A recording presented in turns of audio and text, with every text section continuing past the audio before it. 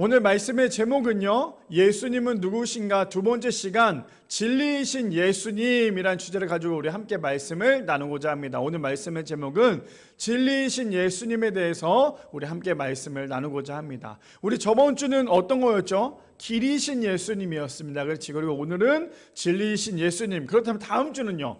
다음 주는 생명이신 예수님. 그래서 우리가 저번 주, 이번 주, 다음 주 우리 요한복음 14장 6절 말씀을 가지고 함께 계속 말씀을 나누고 예수님이 누구신지에 대해서 함께 나누고 있습니다. 우리 성도님들 말씀을 나눌 때마다, 말씀을 들을 때마다 예수님이 이런 분이었구나라는 것에 대해서 우리가 올바르게 알아야지만 우리가 예수님을 잘 믿을 수 있으니까요, 우리가 말씀을 읽고 듣고 또 그 말씀대로 살아가는 게 너무나 중요하다는 사실을 날마다 기억하시면 우리 모든 성도님들 되시기를 축복합니다. 날씨가 많이 따뜻해졌어요. 그렇죠? 이제는 저는 열이 많아서 그런지 모르겠는데 이번 주 거의 여름이었어요. 저에게는 굉장히 날씨가 수요일까지는 추웠다가 목요일부터 갑자기 날씨가 따뜻해졌는데, 이런 날씨일수록 너무 날씨가 더우니까 옷을 얇게 입으시면 오히려 감기 걸릴 수도 있습니다. 날씨가 갑자기 바뀌면 우리의 몸도 적응해야 될 시간이 필요하기 때문에 이런 날씨일수록 감기 걸리지 않도록 더 조심할 수 있는, 그래서 따뜻한 물도 많이 드시고 건강하게 운동도 하셔서 이번 이제 봄, 정말 짧은 봄이에요. 그렇죠? 이제 금방 여름이 돌아온대요. 이제 시작했는데, 이제 시작한 이 봄이 이제 길어야 한두 주, 3주 정도면 또 바로 여름이 된다고 하니까요, 이 하나님께서 주신 이 봄, 아주 귀하고 복된 이 시간들을 누릴 수 있는 우리 모두가 되기를 소망합니다. 말씀드리기 전에요, 데이비드 램 목사님께서 이렇게 말씀하셨어요.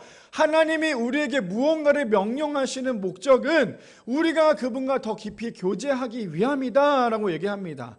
하나님께서 우리에게 말씀하시는 그 모든 목적, 하나님께서 우리에게 말씀하신 그 모든 명령의 목적은요, 무엇입니까? 그냥 단순히 우리를 시키기 위한 것이 아니라 하나님과 더욱더 가까이 교제할 수 있도록, 더 깊이 교제할 수 있도록 우리에게 명령을 하신다라는 거예요. 근데 그 명령을 우리가 받을 수 있는 부분이 어떤 걸까요? 하나님의 말씀의 명령을 우리가 들을 수 있는 것은 다른 곳에 있지 않아요. 하나님의 말씀 가운데 있다라는 거죠. 그래서 우리가 올해 한 해가 무엇입니까? 말씀대로 살아가는 해입니다. 그때 우리 성도님들 말씀 읽고 계시죠? 사순절입니다. 사순절은 우리가 최소한 우리 복음서를 읽으면서 예수님의 그 말씀을 묵상하는 귀한 하루하루가 되어야 된다는 거예요. 사순절인데 여전히 우리가 말씀을 보지 않으면 이 하루하루가요, 예수님께서 이 땅에 오신 그 마음을 우리가 제대로 알 수 없다라는 거죠. 오늘 뭐라고 얘기합니까? 우리에게 명령을 하시는 목적은요, 하나님과 더욱더 깊이 교제하기 위함이래요. 근데 그것은 다른 곳에서 찾지 마세요. 아무리 훌륭한 사람이 얘기한다 하더라도 거기에는 정답이 있는 것이 아니라 어디에 정답이 있습니까? 하나님의 말씀에 정답이 있다는 거예요. 바라기는 우리 모든 성도님들, 하나님께서 우리에게 명령하실 때, 하나님께서 우리에게 말씀하실 때 하나님이 우리와 더욱더 깊은 교제를 나누기 위해서 우리에게 말씀하시는구나. 그렇다면 우리가 해야 될 것은 하나님의 말씀을 깊이 묵상하며 그 말씀대로 살아갈 수 있는 우리 미라리 성도님들 되시기를 축복합니다. 오늘 말씀의 제목, 진리이신 예수님에 대해서 우리 함께 3가지로 나눠보기를 원하는데요, 첫 번째 이렇게 시작합니다. 예수님만이 진리라는 거예요. 우리 저번 주에는 무엇이었죠? 예수님만이 길이라면 오늘은 우리가 예수님만이 진리라는 거죠. 그렇다면 왜 예수님만이 진리일까? 이러한 질문을 할 수 있는데 본문을 보면 이렇게 시작합니다. 예수께서 이르시되 내가 곧 길이요 진리요 라고 얘기를 하죠. 예수님 스스로가 나는 진리다라고 말씀하고 계신다라는 거예요. 그러니까 나는 진리이기 때문에 나로 말미암지 않고는 아버지께로 올 자가 없다라고 말씀하십니다. 예수님 스스로가 나는 진리라고 말씀하셨기 때문에 예수님만이 진리라는 거예요. 다른 곳에 가서 진리를 찾지 마시고 예수님만 찾을 수 있는 우리 모두가 되기를 소망합니다. 왜요? 그러기 위해서는 이 말씀을 우리가 아멘으로 화답해야 돼요. 어떤 겁니까? 창세기 말씀이죠. 창세기 1장 1절 말씀해 보니까 이렇게 시작합니다. 태초에 하나님의 천지를 창조하시니라. 믿으십니까? 하나님께서 태초를 창조하신 하나님을 믿으십니까? 근데 이거를 믿는다는 거 쉽지 않다라는 거예요. 우리가 성경을 볼 때마다 제일 먼저 나오는 게 뭐예요? 창세기 1장 1절. 우리가 저 말씀 아마 그만을 외우고 있겠죠. 어떤 거예요? 태초에 하나님의 천지를 창조하시니라. 이 말씀을 외우고 있을 거예요. 근데 중요한 건 무엇이냐? 이 말씀을 믿는 사람이 없어요. 하나님을 믿는 사람들 중에서도 저 말씀을 온전히 믿는 사람들이 생각보다 많지 않더라는 거죠. 왜요?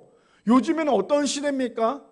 이 창조론보다 진화론이 더욱더 많이 있어요. 하나님이 세상을 만들었다고? 하나님의 말씀으로 그 모든 것을 만들었다고? 이것을 의심하는 사람들이 참 많기 때문이에요. 예전에 제가 제 친구 생일날 성경책을 줬어요, 선물로.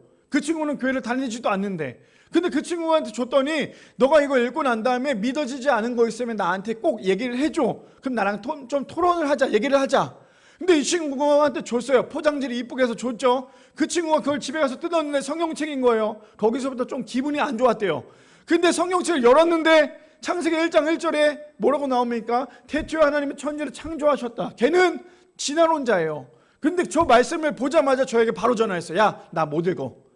왜 못 읽어? 야, 이게 말이 되냐? 태초에 하나님이 신이 어디 있다고 이걸 만들어. 나는 이거 믿을 수 없어. 그 다음부터 그 친구가 저 창세기 1장 1절을 읽고 난 다음부터 말씀을 보지 않았어요. 얼마나 마음이 아팠는지 몰라요. 나랑 조금만 얘기했으면 참 좋겠는데 그거조차도 믿지 않았다라는 거예요. 근데 그거 아십니까? 창세기 1장 1절이 믿어진다는 게 정말 큰 은혜라는 거예요. 창세기 1장 1절이 우리가 믿어져야지만 성경 66권이 다 믿어질 수 있는 거예요. 근데 창세기 1장 1절이 믿어지지 않잖아요? 그럼 성경 66권이 믿어질 수가 없다라는 거죠. 근데 우리 성도님들, 태초에 하나님의 천지를 창조하시는 사실을 믿으십니까? 저것을 믿어야지만 우리가 66권을 다 믿을 수 있어요. 왜요? 요한복음 1장 1절에는 이렇게 얘기하기 때문입니다. 넘겨주세요. 태초에 말씀이 계시니라. 이 말씀이 하나님과 함께 계셨으니 이 말씀이 곧 뭐래요? 하나님이시나. 저기서 나오는 저 말씀이 뭐냐면 원어로 보면요, 헬라어로 로고스라고 얘기합니다. 저 말씀이 뭘까요? 바로 예수 그리스도예요. 태초에 예수님이 계셨는데 예수님이 하나님과 함께 계셨으니 예수님이 곧 하나님이시니라. 그래서 우리가 요한복음 1장 1절을 잘 알아야 돼요. 예수님은 무엇입니까? 말씀이시기 때문이라는 거죠. 그러니 예수님만이 진리이십니다. 믿으십니까? 예수님만이 진리시라는 거예요. 왜요? 예수님이 말씀하신 그 모든 메시지가 다 하나님의 말씀이기 때문이라는 거죠. 그러니까 이렇게 얘기하는 거 아닙니까? 태초에, 아까 전에 우리 창세기 1장 1절에도 뭐라 그래요? 태초에라고 시작을 하죠. 근데 요한복음 1장 1절에도 보니까 태초에라고 시작을 합니다. 태초에 말씀에 계시니라. 이 말씀은 하나님과 함께 계셨으니 이 말씀은 곧 하나님이시니라. 예수님이 갑자기 만들어진 게 아니에요. 예수님이 이미 태초에 하나님과 함께 계셨다라고 말씀하신다는 거죠. 그러니 예수님만이 뭐라고요? 진리라는 거죠. 저는 우리 성도님들이 예수님만이 진리라는 사실을 믿으시기를 바랍니다. 예수님만이 진리예요. 세상에 그 어떤 걸 찾는다 할지라도요, 아무리 훌륭한 걸 본다 할지라도 거기 안에선 진리를 찾을 수 없어요. 근데 그 진리가 어디서 나옵니까? 오로지 예수님만이 진리라는 사실이죠. 요한복음 1장 12절에서 14절에 그래서 이렇게 얘기합니다.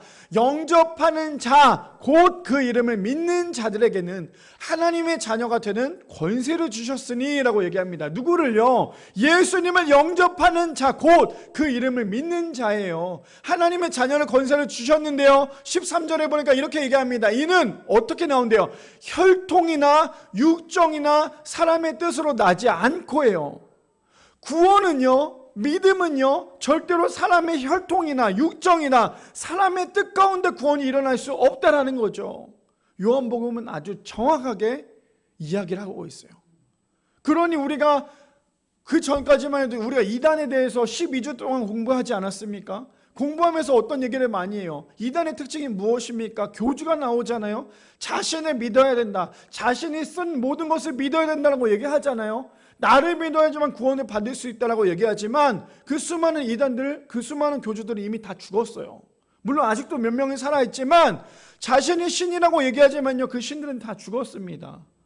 아무리 자신이 신이라 할지라도요, 자신을 구원할 수 없어요. 왜요? 모든 사람은 죄인이잖아요.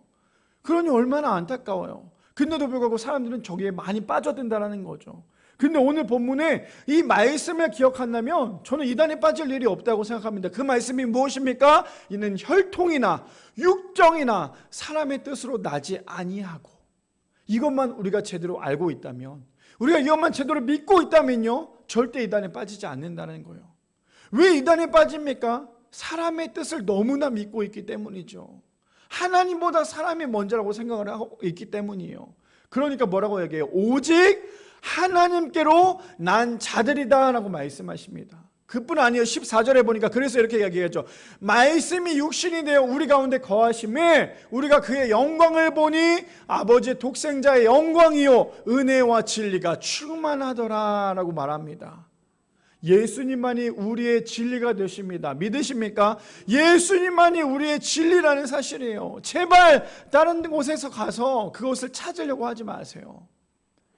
제가 이번 주엔 참 감사하게 청년들로, 예전에 이제 제가 사역했던 청소년 아이들이죠. 청소년 아이들이 청년이 돼서 이번 주에는 희한하게 아이들로부터 연락이 많이 왔어요. 오늘도 사실 예배가 끝나고 난 다음에 이제 한 청소년과 이제 학부모님이 오늘 우리 교회를 방문하기로 했어요. 예전에 사역했던 교회에 이제 있었던 친구들인데 보고 싶다고 온다고 하는데, 이번 주는 참 그랬던 날이었는데 금요일 날 이제 저기 세종에서 있던 친구가 올라와서 저랑 이런저런 얘기를 하다 잠깐 이걸 언급하고 가고 싶습니다. 근데 그 친구가 교회를 정말 잘 다녀요. 제가 너무너무나 이뻐하고 우리 교회에 와서도 한번 예배를 드렸던 친구예요. 근데 너무너무나 이쁜데 이 친구가 저희가 굉장히 심한 고민에 대해서 얘기를 하는데, 그 고민은 뭐냐면, 목사님 정말 요즘에 사람들이 너무나 점 보는 거 쉽게 생각하는 것 같아요 라고 얘기를 하는 거예요.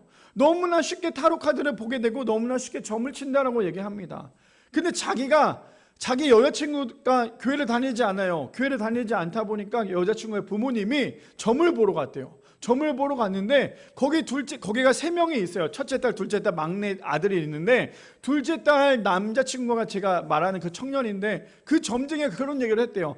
둘째 딸한테 예수님을 믿는 친구가 보인다라고 얘기를 했대요. 그래서 이 청년이 저한테 와서, 목사님 점쟁이들의 가짜가 아닌 것 같아요 저게 얘기하길래, 야 점쟁이들 가짜 아니지, 그 사람들 귀신이 씌어서 그러지 가짜는 아니야. 근데 그렇게 얘기하는 거 보니까 너 정말 더 열심히 믿어야겠다. 제가 마지막에 이 친구랑 대화했던 것에 대해서 한 번 더 언급하겠지만, 무슨 말입니까? 하물며 귀신들도 알더라는 거예요. 어떤 걸요? 예수님이 진리라는 걸.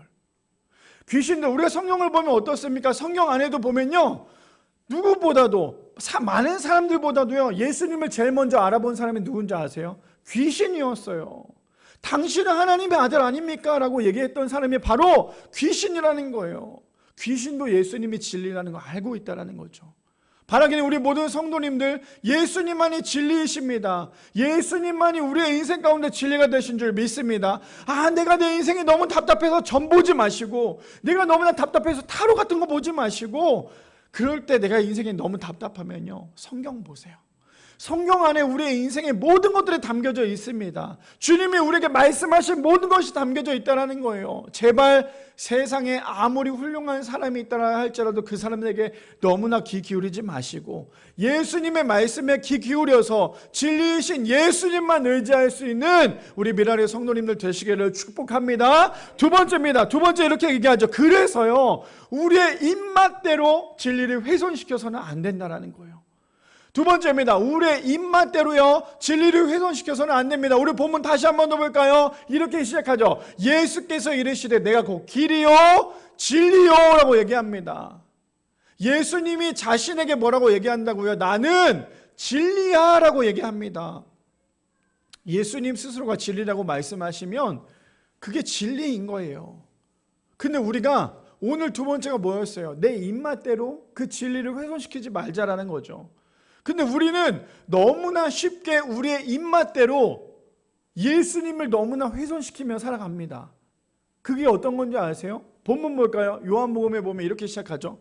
요한복음 8장 3절에서 6절 상반절에 보니까 서기관들과 바리새인들이 음행 중에 잡힌 여자를 끌고 와서 가운데에 세우고, 저기서 서기관과 바리새인은 누굽니까? 하나님을 아는 사람이었어요. 예수님을 싫어했지만 하나님을 누구보다도 정말 율법적으로 알던 사람이었죠. 근데 이 사람들이 어떤 마음인지 볼까요? 3절 다시 보세요. 서기관과 바리새인들이 음행 중에 잡힌 여자를 끌고 옵니다. 이 여자는 그냥 단순히 타겟이었어요. 타겟 세우고, 4절에 보니까요 이렇게 얘기하죠. 예수께 말하되 선생이여 이 여자가 간음하다가 현장에 잡혔나이다. 자, 보세요. 우리가 말씀을 볼 때 저기서 서기관과 바리새인들의 중점적인 건 뭔지 아세요? 그냥 단순히 그 여자를 벌하기 위한 게 아니었어요. 아십니까?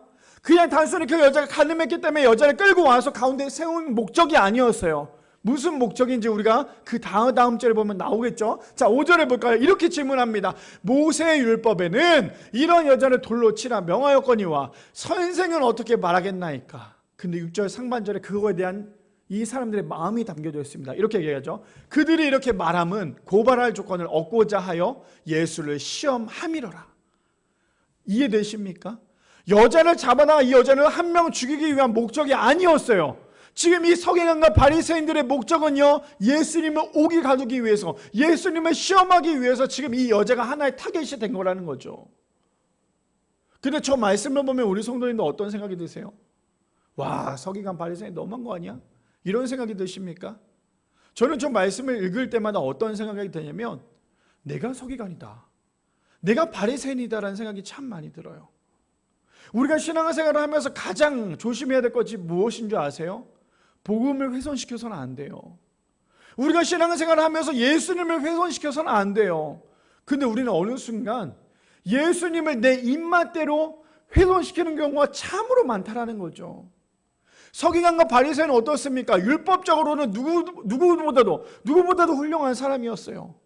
근데 그들은 자신의 입맛대로요, 진리의 신 예수님을 훼손시키려고 했어요.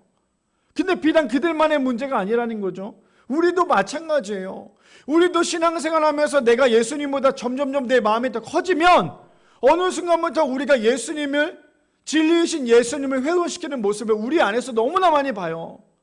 근데 그걸 깨닫고 돌아오면 그게 은혜예요. 아, 내가 지금 잘못하고 있구나, 내가 정말 잘못하고 있구나. 그거 아십니까? 모르는 사람은요, 배우면 돼요.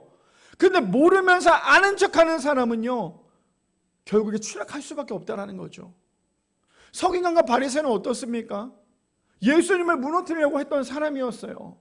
시험하기 위해서 잡아왔다라는 거죠.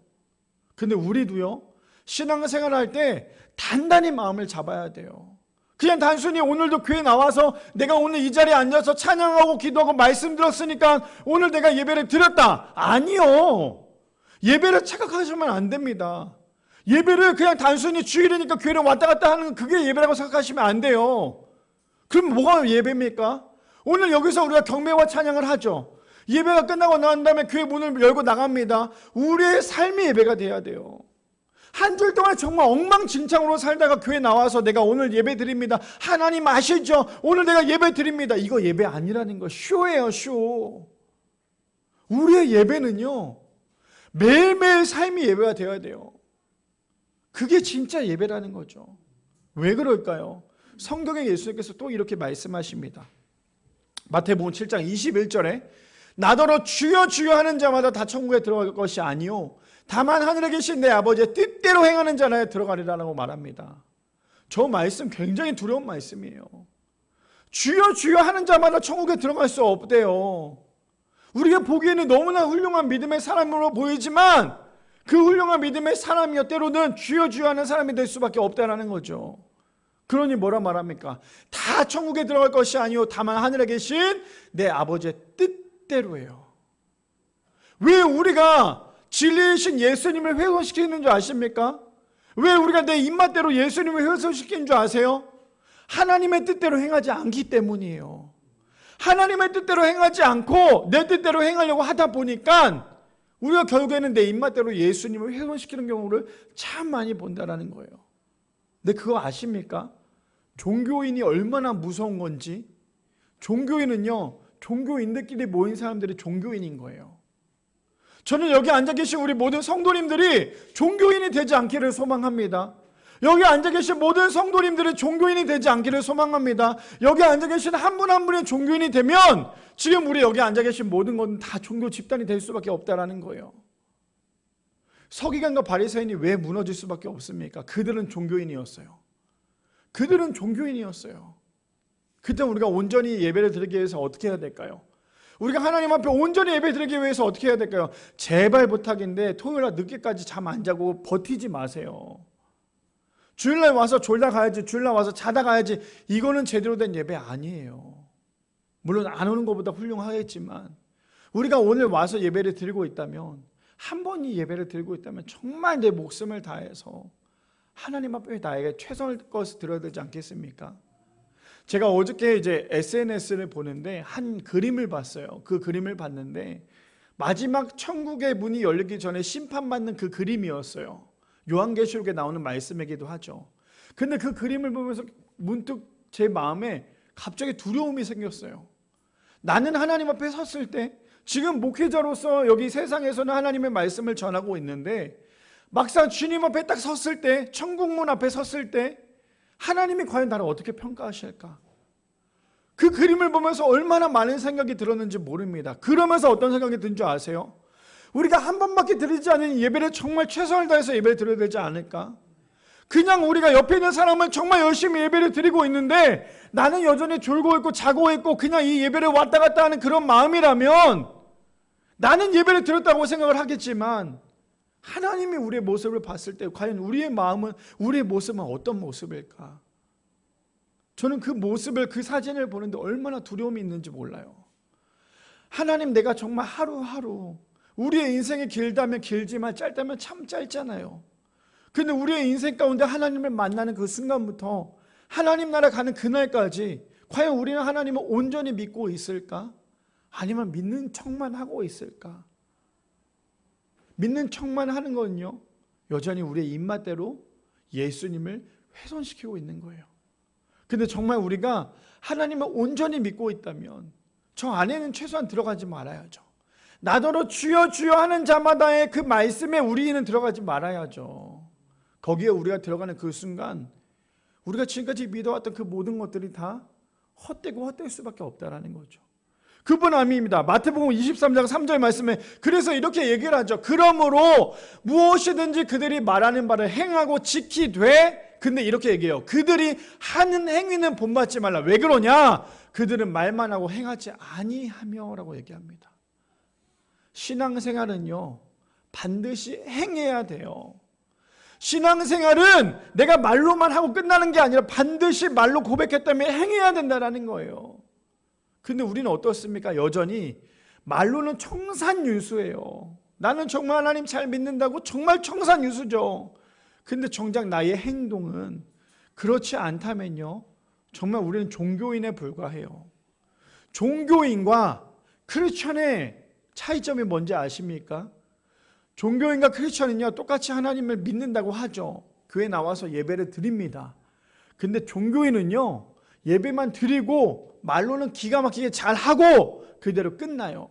근데 크리스천은요, 예배도 잘 드리고 말도 잘하고요, 그대로 살아가는 거예요. 그렇다면 우리는 지금 종교인이십니까? 아니면 크리스천이십니까? 이거 잘 생각해 봐야 돼요. 나는 정말 하나님을 잘 믿고 있기 때문에 나는 크리스천이라고 생각하겠지만 여전히 나의 모습이, 나의 행동이, 나의 모든 것들이 변하지 않고 있다면, 나의 말과 행동이 다르다면 우리는 어떻습니까? 결국 종교인이 될 수밖에 없다는 거예요. 그러니 뭐라고 얘기해요?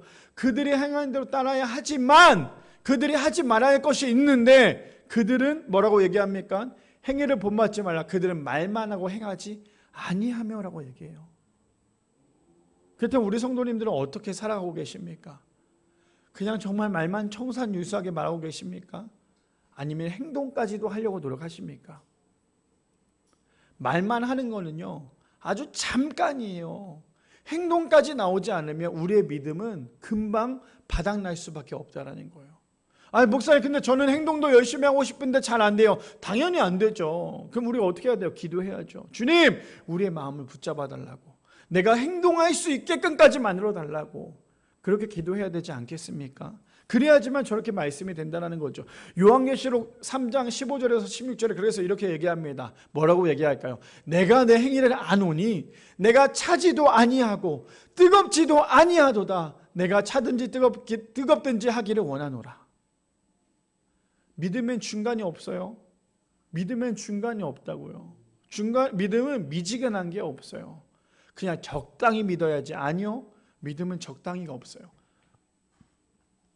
그래서 요한계시록에 얘기하잖아요. 차든지 뜨겁든지 하래요.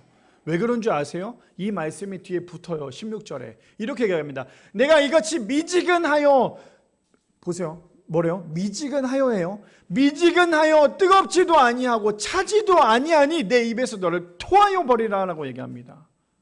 어떤 건지 아시겠어요? 우리의 믿음은 절대 미지근해서는 안 돼요. 우리의 믿음은요, 하나님 앞에 뜨거워야 돼요. 어떻게 뜨거워야 될까요? 막 박수치며 기도 뜨겁게 하고 막 이렇게 하지만 뜨거울까요? 아니요.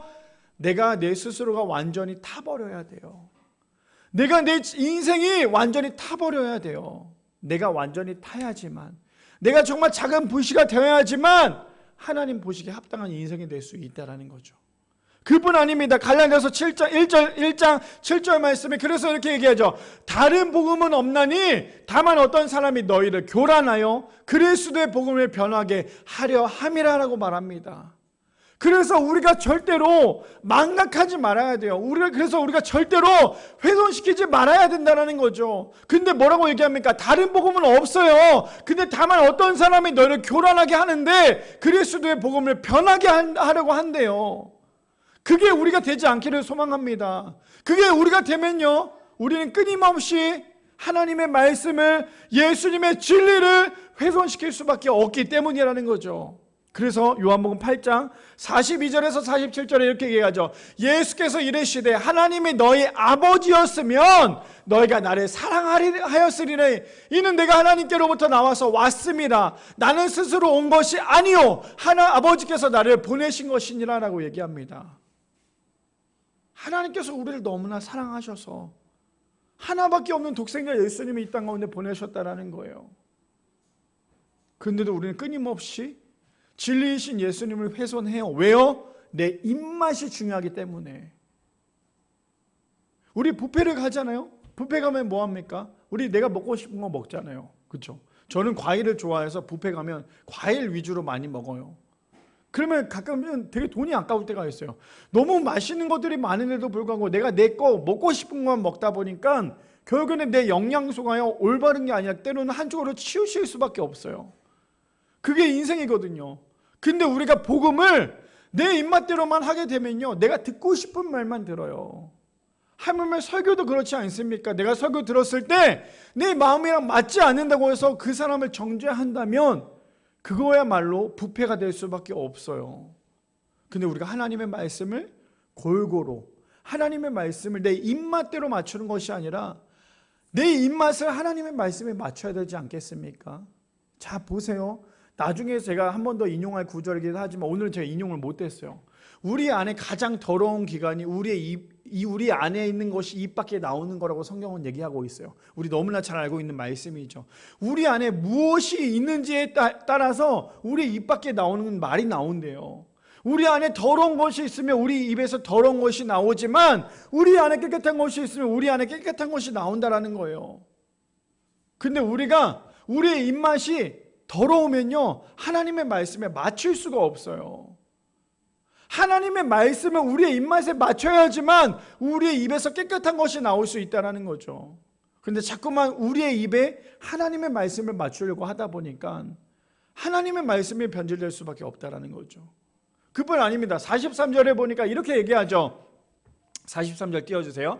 어찌하여 내 말을 깨닫지 못하느냐? 이는 내 말을 들을 줄 알지 못함이로다.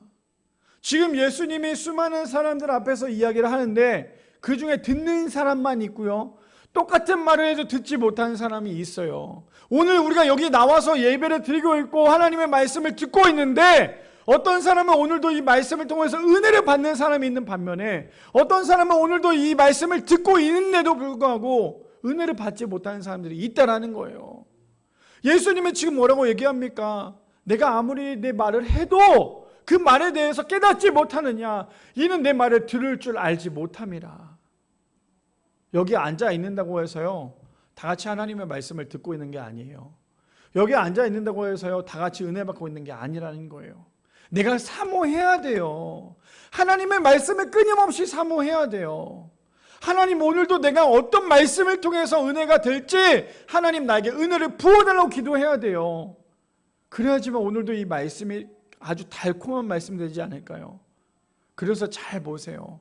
여기 앉아서 사모하는 마음으로 기도하셨던 분들은 오늘 말씀이 굉장히 은혜가 될 수 있어요. 그런데 우리가 기도도 하지 않지만 유튜브를 그냥 통해서 그냥 말씀을 막 보게 되면 그건 그냥 말씀 쇼핑밖에 안 돼요. 은혜가 아니라.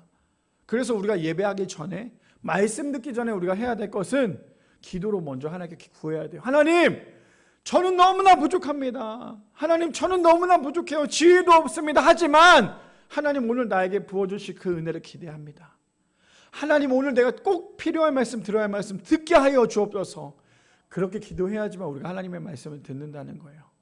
그래서 예배는요, 내가 사모하고 사모해야지만 온전한 예배가 될 수 있다는 거죠.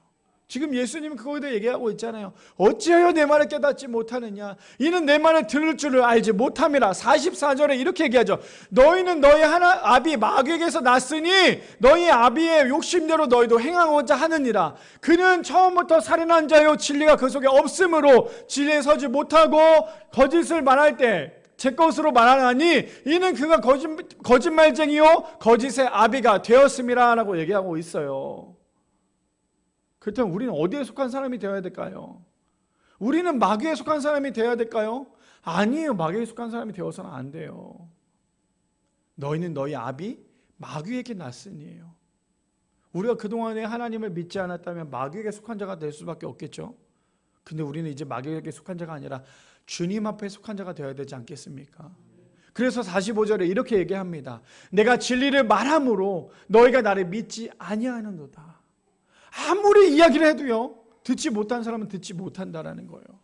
아무리 오늘도 교회 나왔어도요, 듣지 못한 사람은 듣지 못해요. 보세요. 지금 부족한 종이 말을 해도요, 들리는 사람이 있잖아요. 근데 저기 당시 누가 얘기하고 있어요?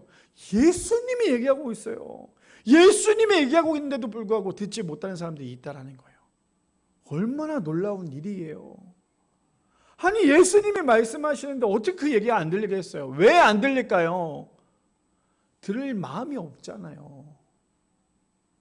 아무리 훌륭한 사람이 얘기한다 할지라도 들을 마음이 없으면요, 들을 수 없는 거예요. 제가 교육부를 오래 했잖아요. 교육부를 오래 하면서 전도사님들이랑 같이 이제 교육 목회를 했을 때 한 전도사님의 생각이 났어요. 그 전도사님은 어떤 분이냐면 말을 참 많이 더듬었어요. 사람들의 입장에서 봤을 때 저 사람이 어떻게 전도사가 될 수 있을까? 너무나 잘 아는 전도사인데 저 사람이 어떻게 전도사가 될 수 있을까? 근데 그 사람의 장점이 뭔지 아세요? 누구보다도 항상 교회에 일찍 나와요. 누구보다도 먼저 나와서 세팅을 해요. 누구보다도 먼저 나와서 기도하고요. 누구보다도 먼저 나와서 기도하고 난 다음에 마지막에 가는 사람이었어요. 제 후배였거든요. 저보다도 2살밖에 차이 안 나는 후배였어요. 근데 그 친구가 설교를 했다 하면 아무 생각 없이 듣잖아요. 야, 무슨 저런 설교를 하냐, 저게 무슨 설교냐라고 얘기하는데 정말 놀라운 건 뭔지 아십니까? 예배가 끝나고 난 다음에 선생님들로부터 피드백을 받으면 우리 전도사님 설교 너무 잘해요. 교육 목사다 보니까 선생님들을 모아서, 부장님들을 모아서 피드백을 하잖아요. 요즘에 예배가 어때요? 라고 얘기하면 그냥 우리가 아무 생각 없이 사람의 마음으로 들었을 때는 저 친구 말도 더듬고 참 설교 힘들게 한다라고 하는데 그 말씀을 듣고 있는 선생님들은 은혜가 된대요. 왜 그런지 아십니까?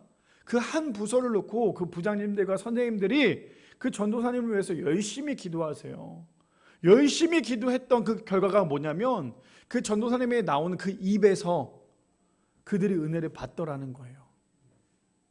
제가 이렇게 얘기하는 건 뭘까요? 우리 성도님들에게 저를 위해서 기도 좀 더 많이 해달라고 얘기하는 것도 있겠지만 중요한 건 뭐냐면 내가 들을 마음이 있고 기도하는 마음이 있다면 그 말씀이 달콤할 수 있다는 거죠.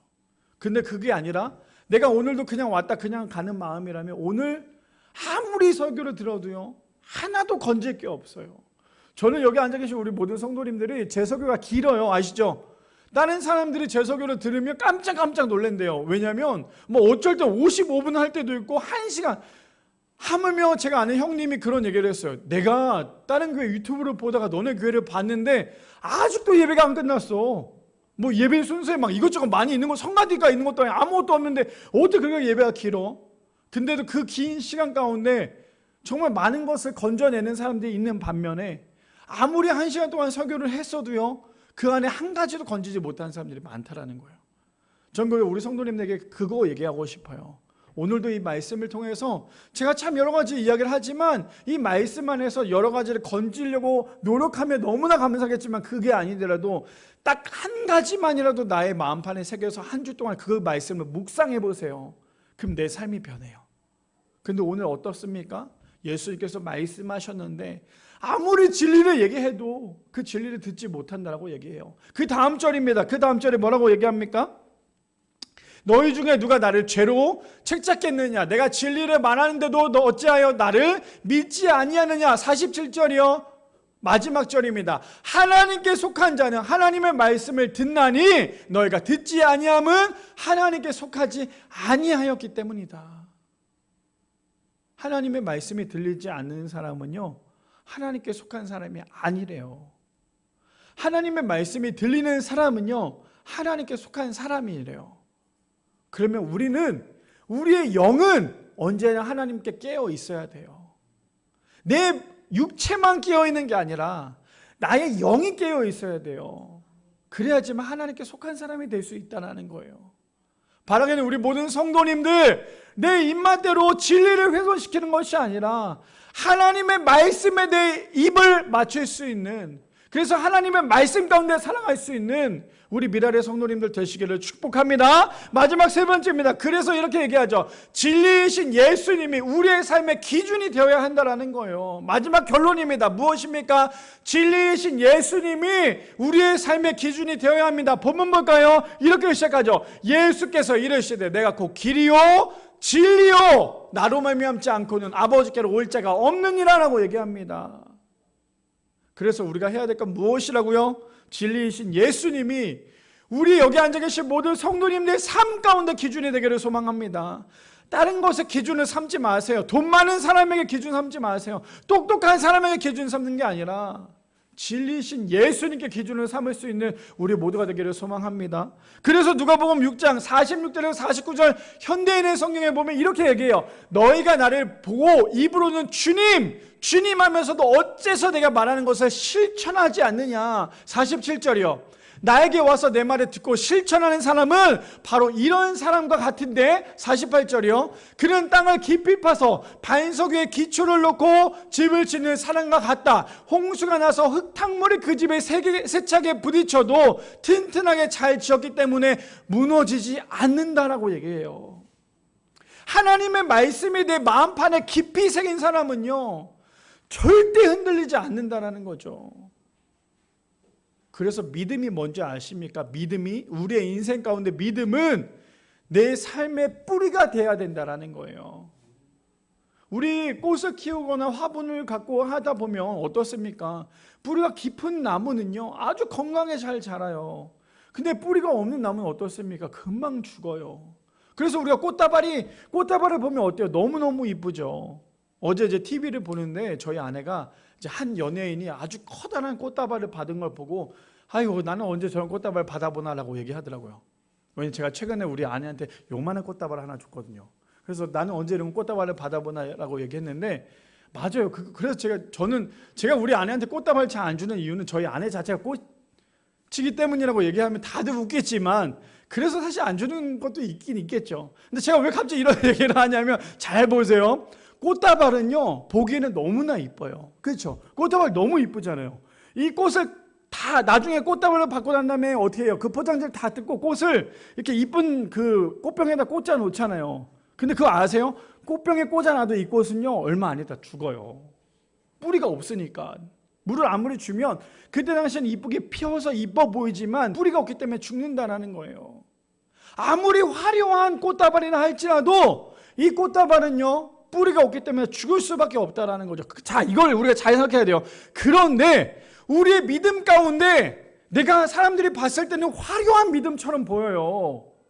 근데 그 믿음 안에 뿌리가 없으면요 우리는 죽을 수밖에 없어요. 이해되십니까? 이해되세요? 왜 우리가 믿음의 뿌리가 중요한지를. 근데 잘 보세요. 우리 안에 믿음의 뿌리가 온전히 잘 자라나는 사람은요 우리에게 멋진 열매가 나타나요. 그 열매가 무엇입니까? 성령의 열매가 나타날 수 있다는 거죠. 근데 우리 안에 뿌리가 없는 믿음은요, 여전히 뿌리가 없는 믿음이 있다면 겉으로는 믿음이 있는 것처럼 보일 수는 있지만 그 안에 열매가 나타날 수 없다라는 거죠. 그럼 지금 예수님 뭐라고 말씀하세요?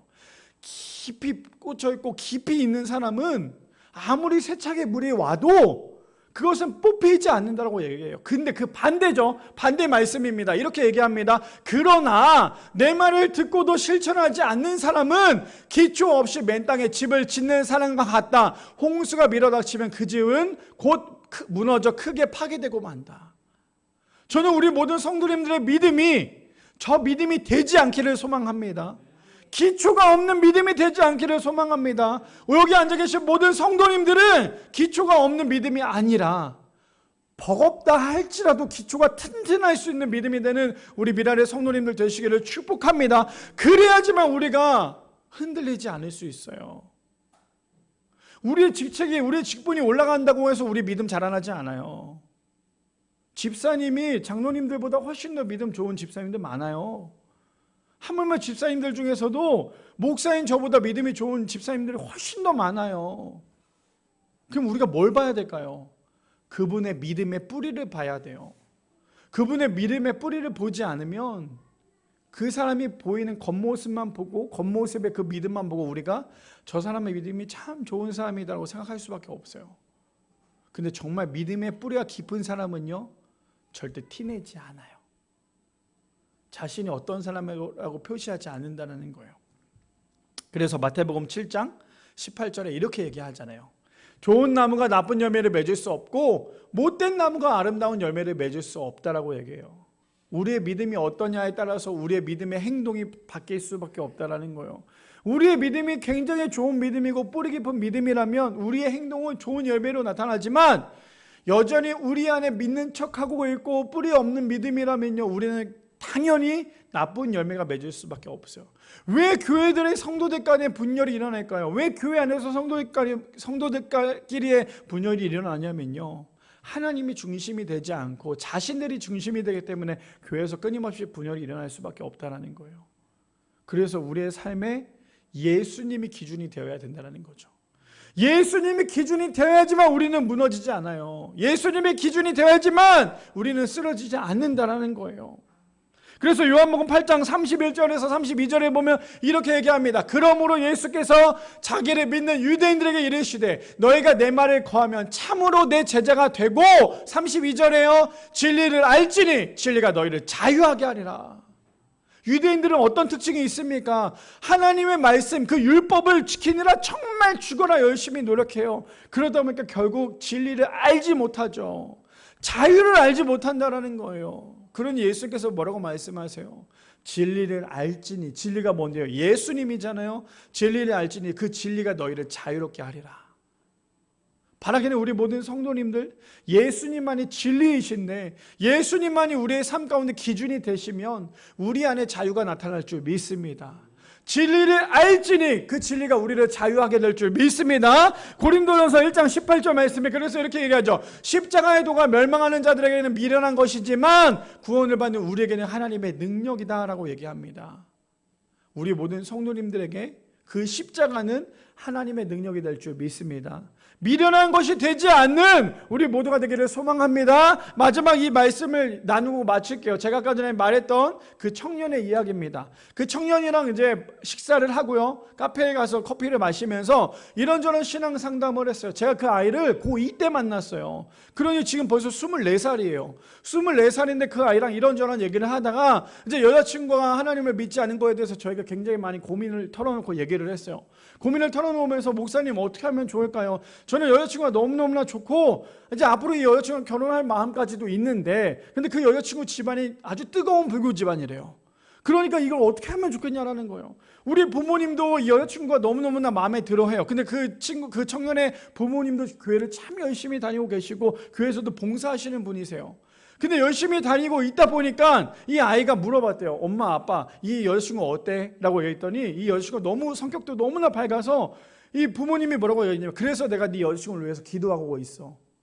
가끔씩 그 여자친구가 세종에 오면 같이 교회를 가서 예배를 드리곤 한대요. 물론 신앙에 들어있는 거 아니라 그냥 부모님이 가자고 하니까 간다고 얘기는 해요. 그러면서 목사님 이걸 어떻게 하면 좋을까요? 어떻게 해야 이 아이가 교회 나올 수 있을까요? 그래서 제가 뭐라고 얘기했냐면 너 그 친구한테 뭐라고 얘기하는데? 그랬더니 가끔씩 그냥 교회 같이 나가자라고 얘기한대요. 그래서 제가 그 친구에게 그 청년 친구에게 그런 얘기를 했어요. 근데 있잖아, 그 친구가 교회에 나가지 않는다고 해서 너무 조급하게 생각하지 마. 근데 중요한 건 뭔지 알아? 내가 요즘에 사순절이잖아. 성경을 읽다 보니까 예수님께서 끊임없이 반복하는 게 있어. 그게 뭐냐면 예수님께서 모든 사람들을 치유하고 죽은 사람도 살리고 그 모든 사역을 다 하시면서 예수님의 마지막에 항상 하는 멘트가 있어. 항상 하는 멘트. 그 멘트가 뭐냐면 절대로 너는 이 사실에 대해서 누구한테도 얘기하지 마. 예수님의 그 모든 기적과 그 모든 행한 일들을 하고 난 다음에 예수님께서 항상 하는 멘트가 있어요. 그게 뭐냐면 너가 지금 이 한 것을 가지고 사람들에게 가서 알려, 이게 아니라 누구에게도 얘기하지 마. 너는 그 뜻이 무엇인 줄 아니? 제가 물어봤어요. 그랬더니 그 아이가 목사님 그게 뭔데요? 그 뜻은 있잖아, 너의 모습으로 보여주는 거야. 내가 굳이 나 크리스천입니다, 나 예수 믿는 사람입니다 라고 얘기하지 않아도 너의 모습 그대로를 나는 크리스천입니다, 나는 예수님 믿는 사람이다라는 것에 대해서 보여주는 거야. 너 지금 여자친구 교회 다니지 않는다고 해서 조급해하기보다 차라리 조급한 그 마음보다 너의 모습으로 아, 예수님 믿으면 이 아이처럼 이렇게 되는구나라는 것을 너가 보여주는 거야. 그래야 그 여자친구가 자연스럽게 교회 나올 수 있어. 제가 왜 이 말씀으로, 이 메시지로 마무리를 짓습니까? 우리의 삶도 마찬가지거든요. 예수님이 우리의 인생 가운데, 그 진리 되신 예수님이 우리의 인생 가운데 기준이 되시면요, 우리는 말하지 않아도 우리의 모습을 통해서 그들이 교회 나올 수 있어요. 근데 왜 내 옆에 있는 사람이 여전히 교회를 나오지 않습니까? 내 모습이 그렇지 않잖아요. 내 모습이 내 인생의 기준이 예수님이 아니라 내 인생의 기준이 내가 되거나 내 인생의 기준이 돈이 되거나 내 인생의 기준이 세상이 돼버리니까요, 믿지 않은 옆에 있는 사람을 전도할 수 있는 힘이 없는 거예요. 근데 내 인생 가운데 기준이 예수님이 되죠. 내 인생 가운데 기준이 진리이신 예수님이 되죠. 그럼 나의 모습을 통해서 그들이 알아서 따라와요. 내가 말하지 않아도. 야, 너 예수님 가장 큰 실수하는 거, 너 교회 나오지 않으니까 이렇게 된 거야. 너 예수 믿지 않으니까 이렇게 된 거야. 그럼 그들은 절대 교회 나오지 못해요. 나오지 않아요. 그래서 우리가 해야 될 건 뭡니까? 삶으로 보여줘야 돼요. 삶으로. 예수님께서 수많은 사람을 고치고 난 다음에 계속해서 끊임없이 말씀하셨던 건 이 사실에 대해서 다 얘기하지 말어. 그건 뭡니까? 예수님이 스스로가 예수님 되시기 때문에 사람들이 그냥 보는 그 순간 예수님이 하나님의 아들임을 알 수 있는 거잖아요. 바라기는 우리 모든 성도님들, 우리의 모습 속에서 예수님의 모습이 나타나기를 소망합니다. 우리의 모습 속에서 세상에 쩌든 돈이 나타나는 게 아니라 딱 우리가 정혜영 집사님 딱 집었을 때 아, 저 집사님 돈인데, 집사님을 보면 돈인데, 이러면 우리가 정말 믿음이 실패할 수밖에 없어. 근데 정혜영 집사님 보니까 저 사람 보니까 예수님을 너무 닮아가고 있는데, 저는 이러한 모습이 우리의 모습 가운데 있기를 소망합니다. 그래서 우리 안에서 세상이 살아가는 것이 아니라 우리 안에서 예수님이 살아계시는, 그래서 우리의 모습 가운데 예수님이 드러날 수 있는 우리 미랄의 성도님들 되시기를 축복합니다.